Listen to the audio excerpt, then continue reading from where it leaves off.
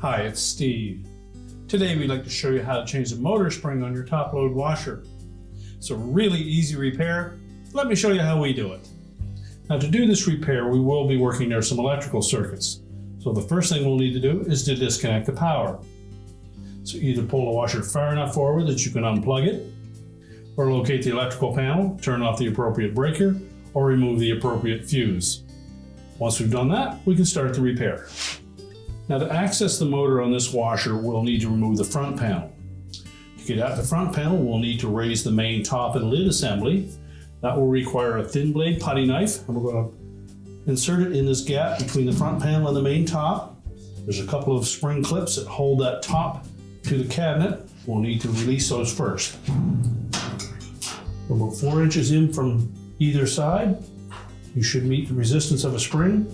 Simply depress the spring, lift up on the top, hold it in place, and do the same on the opposite side. And then we can raise the whole top and lid assembly. If you're close enough to the wall, you can simply lean it up against that. If not, you'll need to secure the lid to the top and either use a lanyard with one of these holes on the bottom of the main top and secure it to the cabinet, or have somebody hold it for you. Now, once we've got the lid in place, we'll next need to remove the 2 screws that secure the front panel to the cabinet. These are typically a 5/16 hex head screw.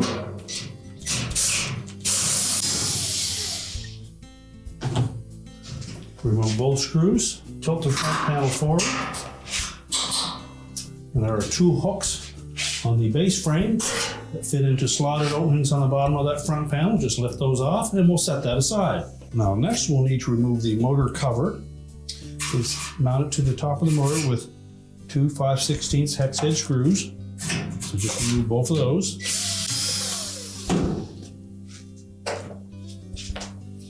You can then lift that cover off and just set that aside.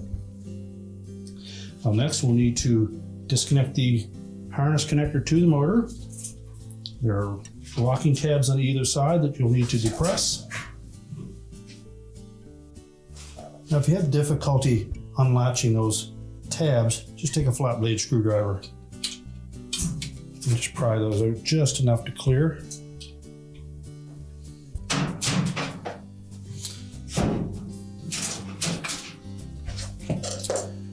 And as well, there's a ground wire that is attached to the motor base, and that will need to be removed as well. Now, with the ground wire out of the way, we next need to remove the 2 mounting bolts. There's one accessible from the front and another one on the back side. They're both 3/8 hex head bolts.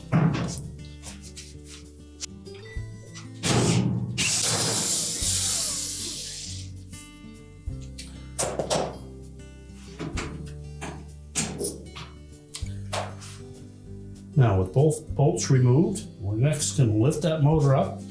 The belt is still wrapped around the pulley, but we should be able to tilt it enough to release that.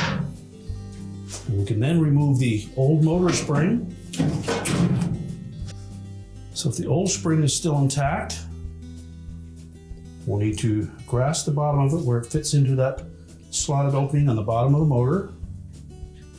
Lift that out of that opening. You can pivot the spring and rotate it away from the base.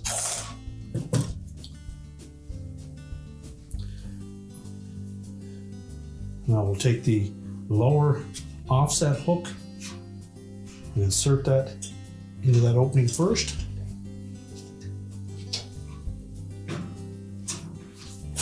You want to make sure that just that portion of the spring goes through the base. And then using our needle nose pliers, I'm going to make sure we get a firm grip on that spring. We don't want to damage the windings of that motor.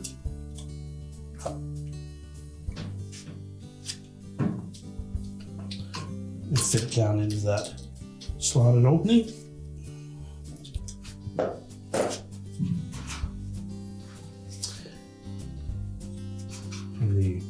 outside edge of that spring should fit into that little notch on the edge of that motor base frame.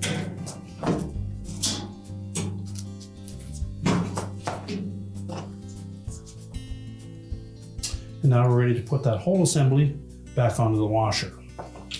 Make sure that the glide that is attached to the base is clean, and you can add a little lubricant to that. We'll reattach the belt after we have the motor back in place. So line up the mounting bolts.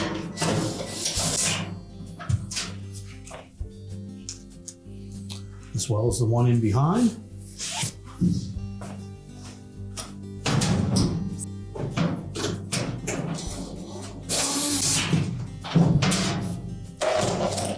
Now with the motor base secured to the washer base, we can now reconnect our harness.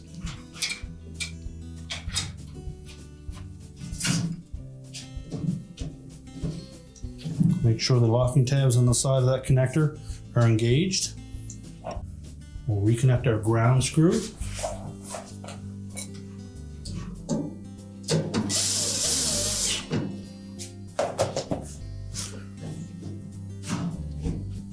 The motor should slide easily on that base. We'll replace the motor cover and secure it with 2 screws.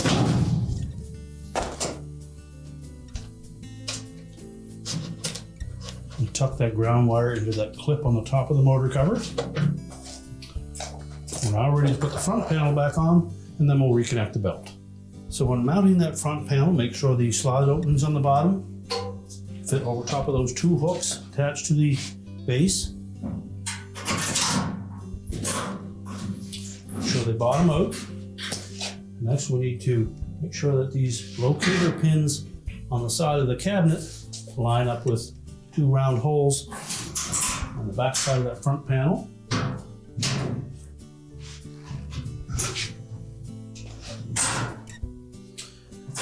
Then reinstall the 2 retaining screws on the top.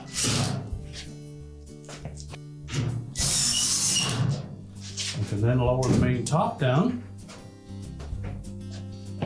And again, we want to make sure that we line up those 2 holes in the bottom of the main top, the 2 locating pins next to the spring clips, and simply press down on both corners until the clips lock in place. Now we'll just pull that washer slightly forward, we'll tilt it back and reconnect the belt. Now with the washer tilted back and secure, we're next going to take that belt, we'll wrap it around the motor pulley and the pump pulley, and then just carefully rotate it around the drive pulley of the transmission. Make sure all 3 pulleys are engaged, and then we can lay that washer back on its feet and push it back into place. We're now ready to push the washer back into position, reconnect the power, and your repair is complete.